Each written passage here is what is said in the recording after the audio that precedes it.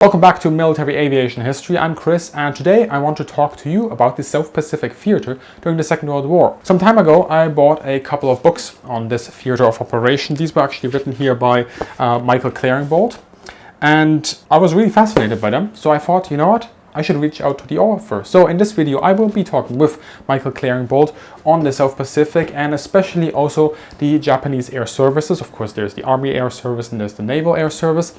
And Michael Claringbould, of course, is an expert on the area, and he specifically specializes on the time period of 1942 to 1943. So that's sort of the time period that we're basing this discussion on. And we're going to talk about some of the misconceptions regarding Japanese air operations as well as their pilots, where they're really sort of disregarded or used in these senseless attacks. Where are some of these stories coming from, some of these misconceptions, and also some of these stereotypes. So hope you enjoy the talk. So, Michael, I think to start out with on this question of sort of Japanese pilots and the Japanese air services, both the Navy and the Army, I was wondering if you could talk a little bit about sort of the social standing that pilots had both in the Japanese Army and the Navy. Sort of, if I think about the Luftwaffe and some other air forces, it's always sort of considered to be that they are sort of the elite, the best. They're quite high on the sort of the social ladder within the armed forces. Is this also the case with Japanese pilots? The first thing to clarify on this issue, as you've mentioned yourself, is that the pilots were divided into two clear services, which was the Imperial Japanese Army and the Imperial Japanese Navy. And the dynamics in both these services are completely different for all sorts of reasons, including the fact they had different aircraft drawn through different design and so forth. I'll give one quick little anecdote about the difference between these two before we get into your question, which is there was a saying in Japan in the 1930s or the late 1930s that if you wanted to see the world, you would join the Navy, and if you wanted to see China, you'd join the Army, which is a sort of a humorous way of summarizing matters. In the case of the Imperial Japanese Navy pilots, it's not so much a social status thing as a focus on their profession.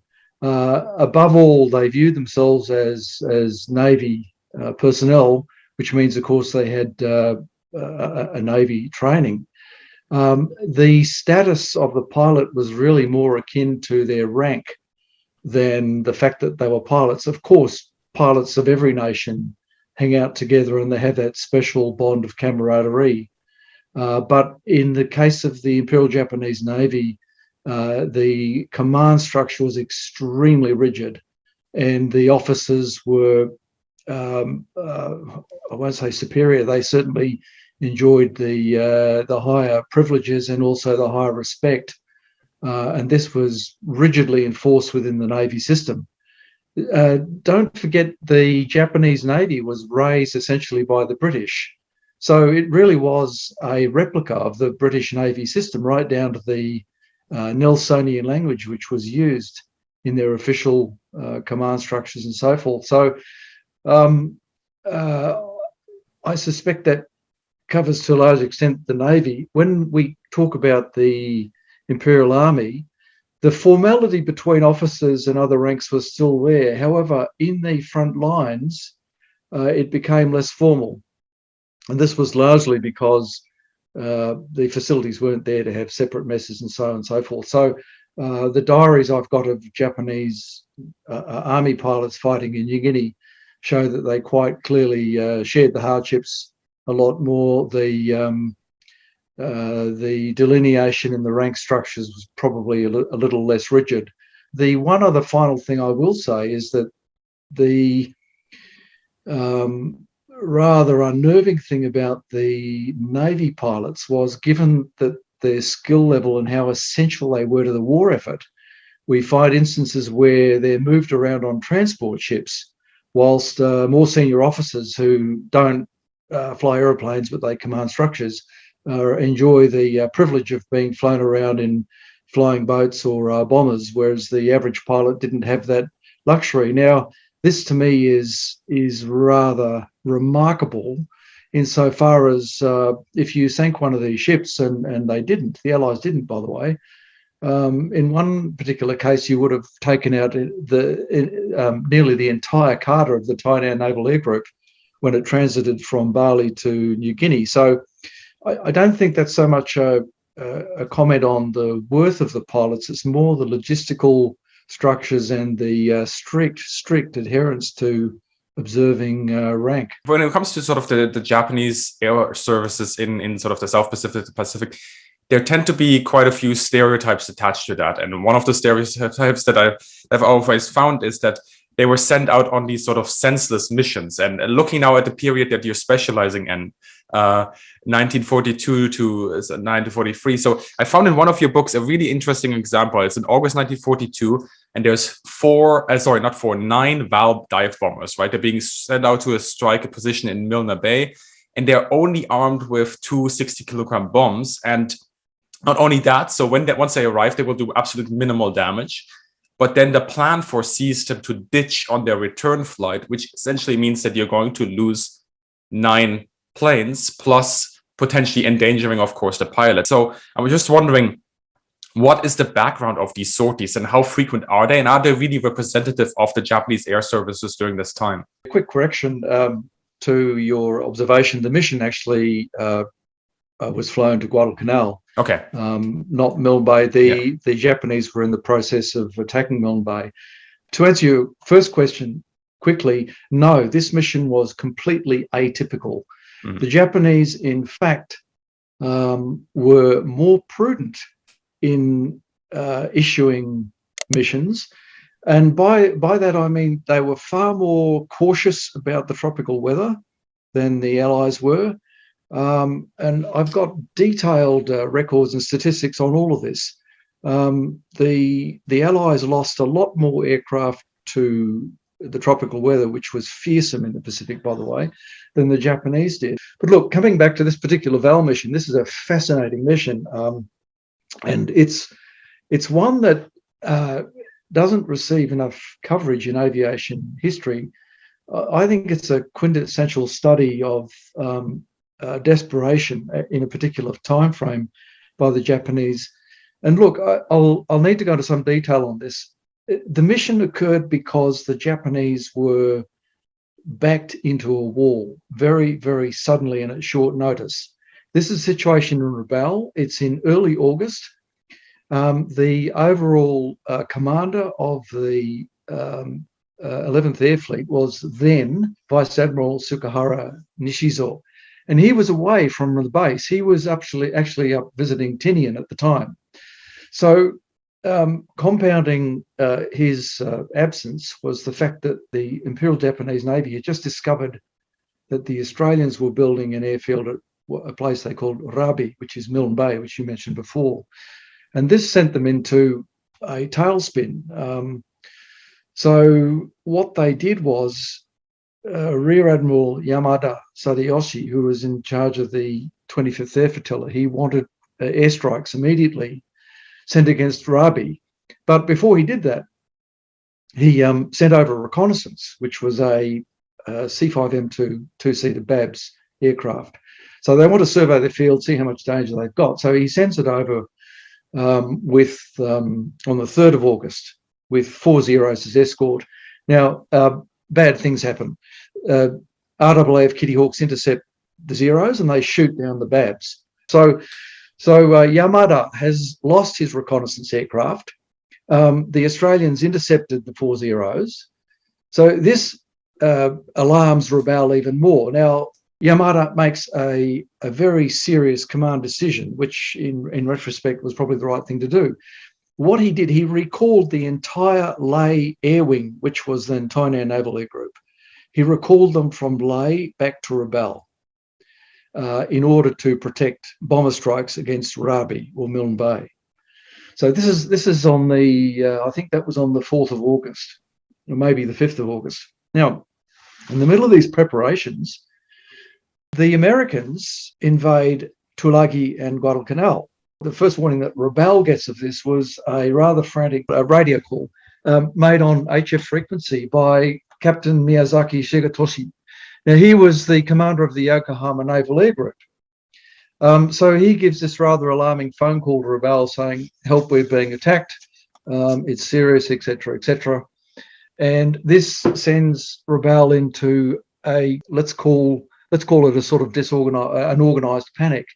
So the Japanese already had their backs to the wall with Milne Bay. They'd recalled their fighter formation, and now we come to the Vals. And this is where it gets really curious, because I've never worked out who initiated the idea. I don't think it was Yamada, but I'm not sure. I don't have the necessary detail on that. But what I can say is this, that the Vals involved had only arrived the day before on a carrier transport, the Anyo, and they'd been offloaded and they were lined up on Lakanai airfield, which is at the base of the volcano there. Now, Anyo had brought 16 of these Vals, and their commander is a curious fellow. His name was Yamamoto Sake. He was clearly a leader of the First Order. He's got his own curious history, but Yamamoto must have, well, he certainly would have authorised it. I don't know whether he initiated it, because he was the operations officer or operations commander for No. 2 Naval Air Group. So what we do know is that he grabbed his immediate boss, who was a Navy commander, Yagi Katsuhitoshi, and would have discussed it with him. But he also conferred very closely with the unit's chief maintenance officer. The Val dive bomber, don't forget, had fixed undercarriage. So when you ditch the thing, your chances of turning it over are pretty good, flipping it on its. So that was a major consideration. The reality was these dive bombers did not have the range to hit shipping in Guadalcanal and get back. They sent down a seaplane tender, and they anchored it off Vela de Vela, which is halfway down the Solomon Slot. So this thing was already in the area, but it was given instructions to go and do this.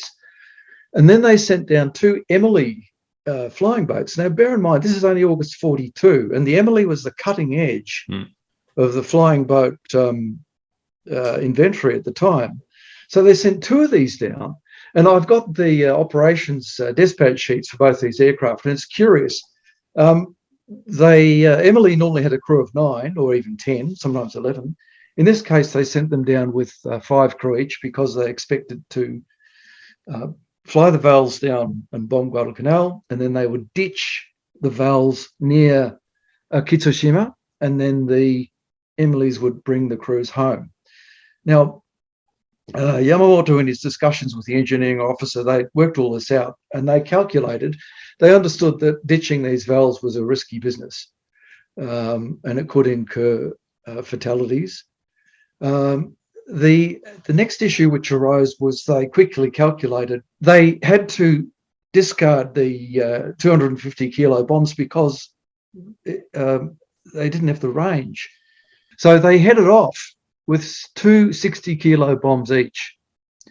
But Chris, there's not much damage you're going to do to a ship, assuming you hit them. So in between all this flurry and robust conversation, that was the decision which was made.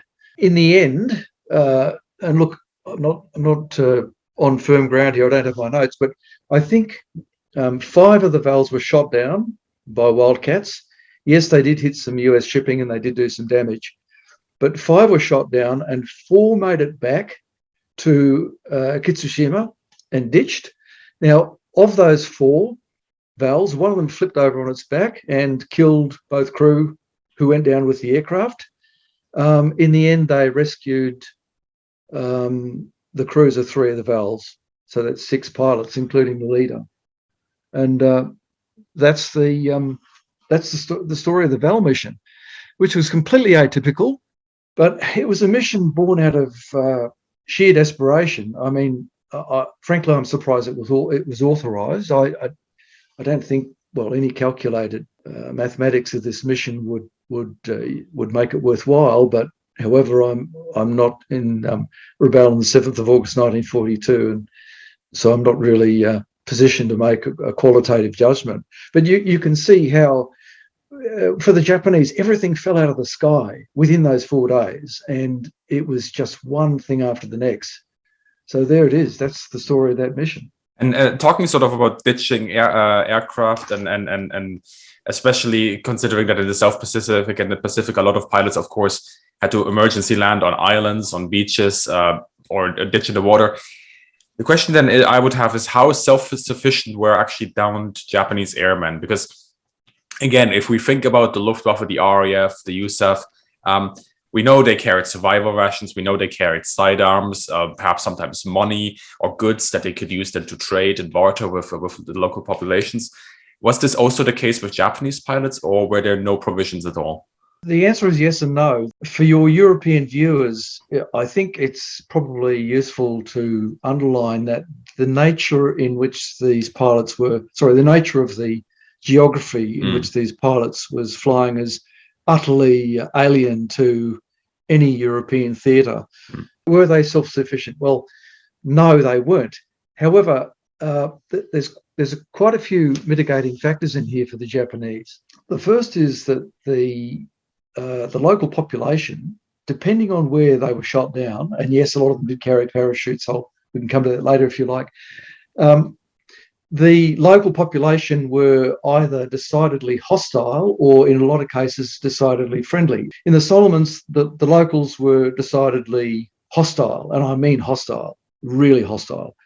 So carrying provisions is a waste of time, particularly since if you land in the jungle and you've got any half-baked idea of what you can eat and what you can't, there's food and water everywhere. So that's not a consideration.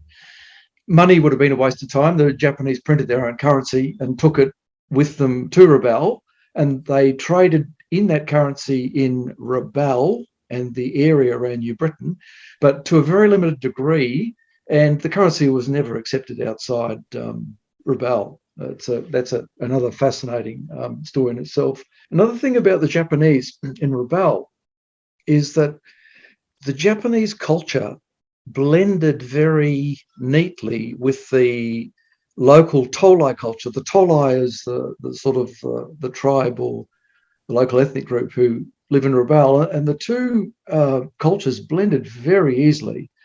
Tolais got on very well with the Japanese. The Japanese treated them very well, with a few exceptions, which was sort of later on, I guess, in the war when things got a lot worse. For a lot of these Japanese pilots, when they were shot down, they were shot down into areas, jungle areas, with which they were quite familiar. I mean, they knew what a coconut was. They knew how to split it, how to open it. They knew its intrinsic nutrition value. They knew how to find streams, and all of this had been taught to them by the Tolai. Now, some pilots, of course, spent more time absorbing local culture than others. That's just a given fact. But that was the main skill to have. As for sidearms, the IGN pilots all carried number pistols, which was attached to their flying gear by a lanyard. So they had a pistol, but the bottom line is, if they were shot down in the Solomons, it was a very bad place to be, because the Allies had a fantastic network of spotters, and the locals would all talk to them and tell them, who they captured and so forth. The Solomon Islanders, whenever they captured the Japanese pilots, they were quite brutal with them. And what about then search and rescue? If these pilots went down, how much effort did the Japanese actually invest in trying to get it back? Because again, we have all these stories about PBY's Catalinas going out and searching Allied airmen, even destroyers going out to look. And there's a lot less information available, at least in the general aspect on the Japanese side. Did they ever develop a comparable search and rescue system? And I guess it also depends on where exactly these pilots went down, as you were already saying earlier, right? The situation changes depending on where this happened. Bear in mind, and you've said it yourself, it depends on the location. I mean, the Japanese, whilst they didn't develop their own specific search and air rescue system, they were consistently tuned in to the need to rescue their pilots. See, it's a myth that aircrew were not valued. They were highly valued by the command structures because experienced aircrew were hard to find, and experienced aircrew won wars. So they would do anything they could to rescue them. And in the Solomon Islands in particular, there were a lot of downed Japanese pilots rescued by passing by destroyers in particular.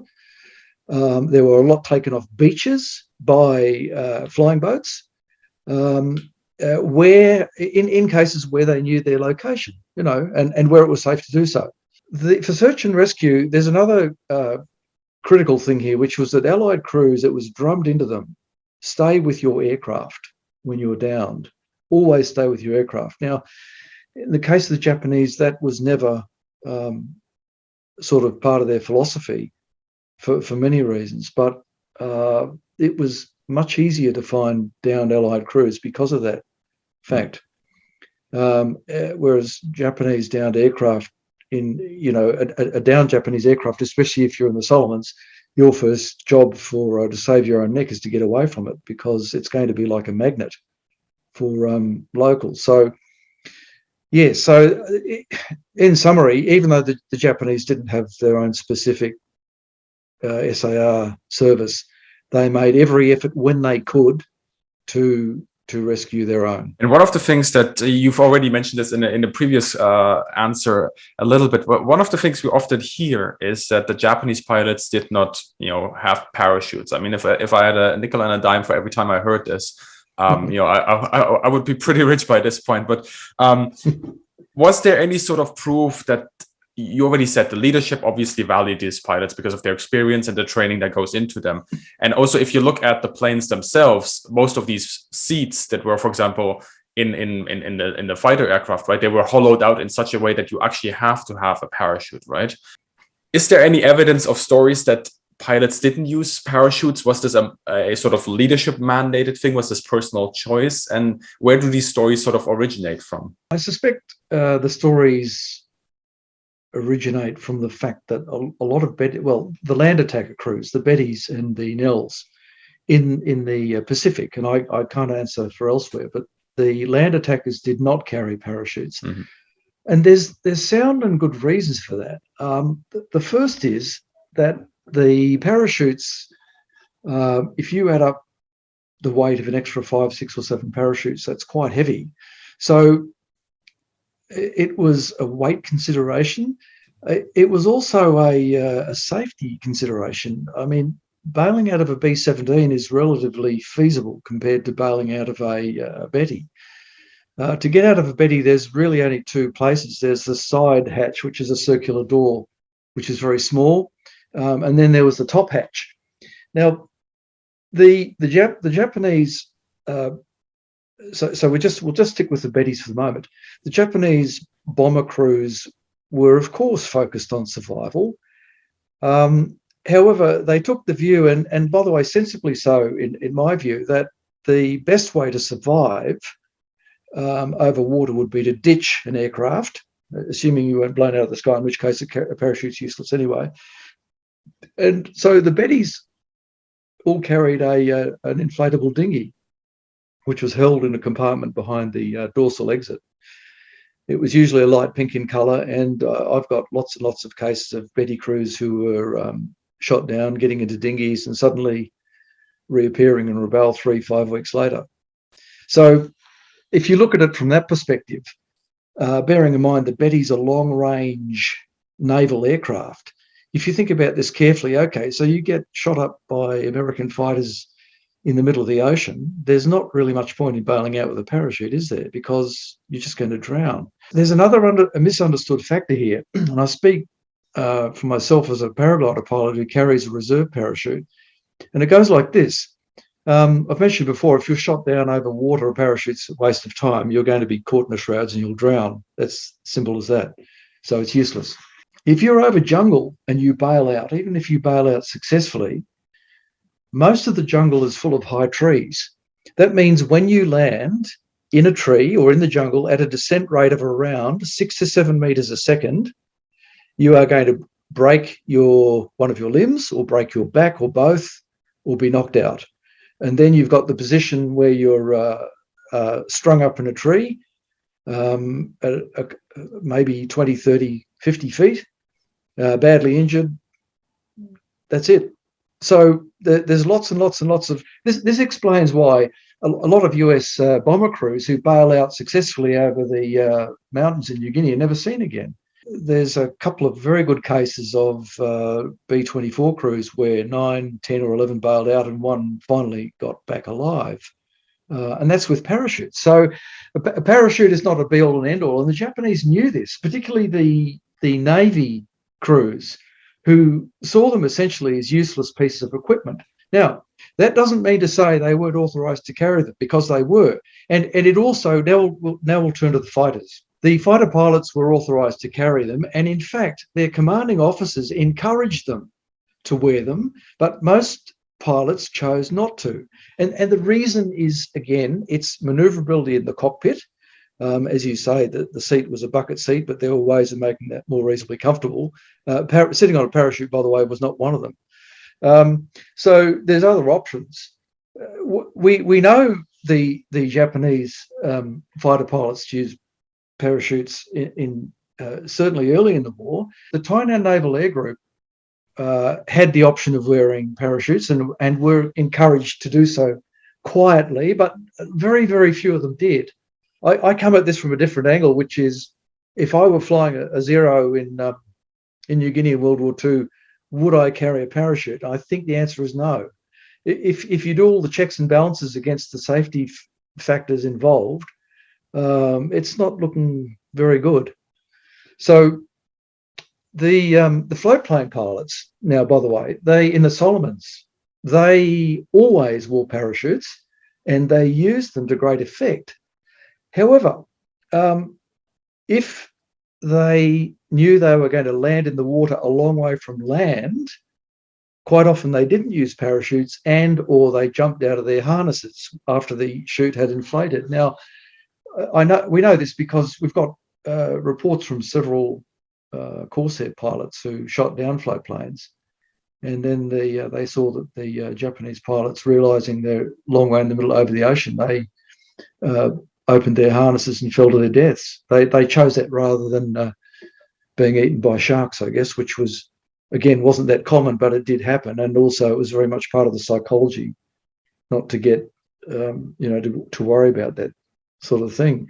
There's all these factors which play into this issue of Japanese and parachutes, not to mention also there's another element which is not clearly understood by a lot of people, including myself, and it's called I call it the Japanese, at the time, their view towards, they were fatalistic to a large degree, which is, if I get shot down, I get shot down and nothing's going to save me from that.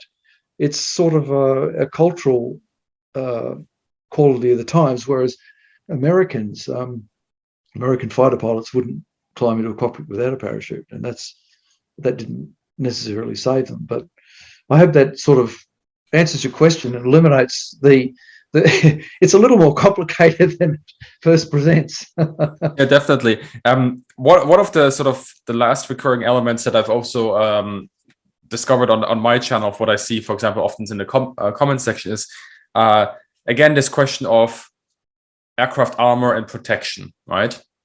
And I keep reminding people that even in 1941, even 1942, on sort of single-engine fighter aircraft, that was still something relatively new. I mean, the Luftwaffe really didn't start worrying about it until the Battle of Britain. The same thing could be said more or less about the RAF as well. And we do see the Japanese also starting to adding armor and some form of fuel tank protection on their planes around this time. There are, of course, exceptions. The Zero, the G4M, although there are improvements being made. Is there sort of in the Japanese aviation industry, in the force structures, is there starting also to be a recognition of armor and protection? And does the popular image of these completely unprotected, very vulnerable planes actually do the reality any justice or not? That's another curious and complicated question. I think question of aircraft armour, the first question which needs to be asked is how effective would it be? Would it have been in the circumstances in which the Japanese found themselves?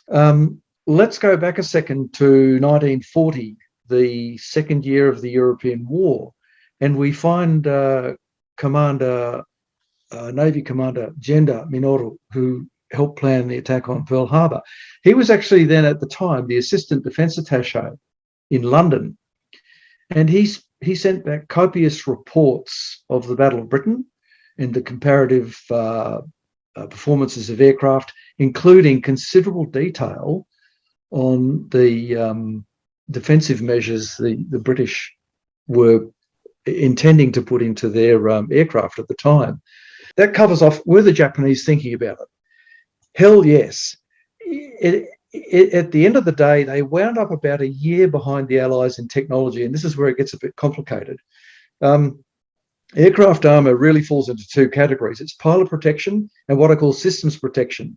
And this is more complex than the systems protection is more complex than it seems as well. It's not just about fuel tanks. It's also about protecting your ammunition boxes, your oil systems, your oxygen, and even your hydraulics. So the Allies made various moves to encompass all these sorts of things, but the main deal here is the protection of fuel tanks, and this is where the Japanese really became unstuck. Now, that said, again, we come back to this division between the Army and Navy. They used completely different aircraft types. There was very, very little crossover. The only crossover was in the Ki-46, the Dyna reconnaissance, and also the BABS, the C-5M2, which the Japanese Army also used. But the design philosophy of these aircraft was completely, in many cases, completely different. For example, the Japanese Army aircraft, their design philosophy they got from the French, whereas the Japanese Navy really copied, copy's a bad word, they emulated British philosophy of design. So the Japanese Army aircraft, with the French, they even had the throttle, I think you'll understand the French phrase, mettre à la poche. So you would pull the throttle back towards you to accelerate the aircraft. So these differences are everywhere. However, the Japanese Army led the way with protection for pilot and fuel tanks. And in fact, the first Japanese aircraft, I think, to have some sort of protection on the tanks was actually the Ki-27, which was the little nimble fighters they were using there. And don't forget also, the Japanese captured a lot of P-40s and several B-17s in the Philippines. They took those back to Japan and they stripped them right down. And one of the things they were seriously interested in was the fuel tank protection. Now, the problem with installing, we'll come to the Bettys, the Betty bombers, which were shot out of the sky during Guadalcanal campaign, and seriously so, one shot light, as everyone knows that's the phrase they used. But the engineers quickly worked out that putting self-sealing tanks or tank protection in a Betty was going to be a serious challenge. And the reason was the Betty had twin spars. The fuel tanks were an integral part of the wing, which meant to put in separate protected tanks. They did a baseline calculation and they concluded it would have reduced the range of the Betty by 45%. Now, the Betty, so in other words, you need a complete new aircraft. So the Betty only saw fuel tank protection way towards the end of the war. And in fact, the first, some of the models, later models coming off the production line, which wound up in New Guinea, had crew protection, but only for the rear gunner. So, and that comes down to a weight issue as well for the Japanese. Long range was everything for their Bettys. I'd like to dispel the myth that Japanese aircraft were more flimsy than their Allied counterparts. It's simply not true. And in fact, the post-war studies by Allied intelligence at the time made that same conclusion as well. It's curious that we seem to have this myth about the Japanese aircraft being flimsy. It's not the case. In some cases, they had technology which the Allies never could equivocate. The classic one is the Zero main spar, which was made out of what the Allies termed extra special duralumin. They called it ESD for short. It was a very high tensile but lightweight, strong metal that the Allies didn't replicate. But the Zero, and like all other Japanese fighters, essentially had the same integrous hull strength as most Allied fighters. The Allied fighters went in for a bigger way for armour and protection. But this, you could argue to some extent, also cost them more casualties, because the Aerocobra, which started off as a lightweight, new age, nimble fighter, by the time it left the factory, it was so weighed down with weight, including pilot protection and armour. It was called the Iron Dog for good reason. And so the Zeros fighting the Cobra in Pacific skies easily had altitude advantage over the Cobra. So again, this issue of aircraft armour protection is highly complex, and it's interwoven. There's another curious issue here as well, which is that right throughout the 1930s, the United States aircraft magazines, and there was no shortage of them, had regular articles on how Allied fighters or Allied aircraft were protecting fuel tanks. And there were technical articles and everything. And these articles and these magazines were widely read in the States, in Japan. One of the most avid readership of United States technical aviation magazines was Japanese pilots. This was discussed on the 7th of August when the Japanese Zero pilots were about to head off Guadalcanal. They were very excited because for the first time, a lot of them were going to meet a wildcat in combat, and they'd read a lot about it in these magazines. So there's some curious dynamics going on here. We come to the Zero itself.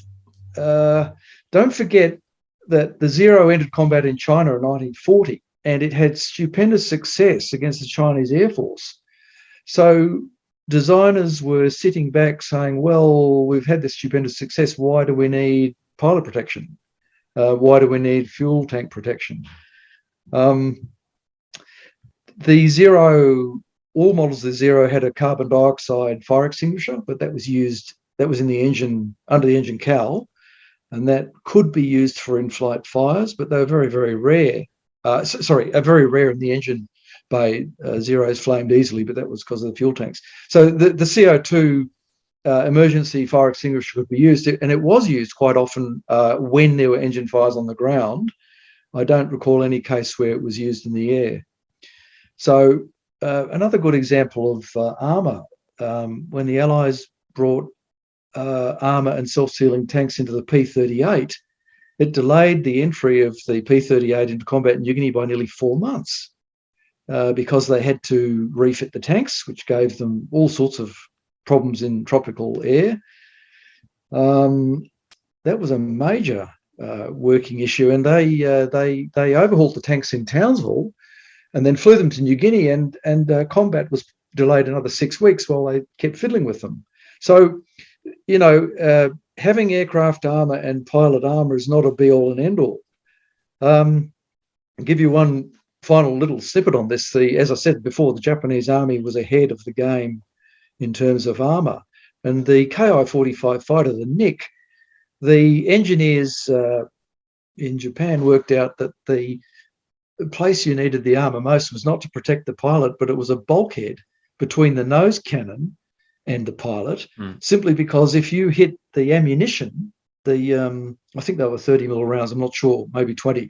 But if you hit the ammunition, you blew up, you could blow off the nose and that would kill the pilot. So they took the view that it was to protect the ammunition was the way of protecting the pilot. So the Japanese Army bombers like the Sally, the Ki-27 and the Helen, Ki-49, they had aircrew armour all over the place.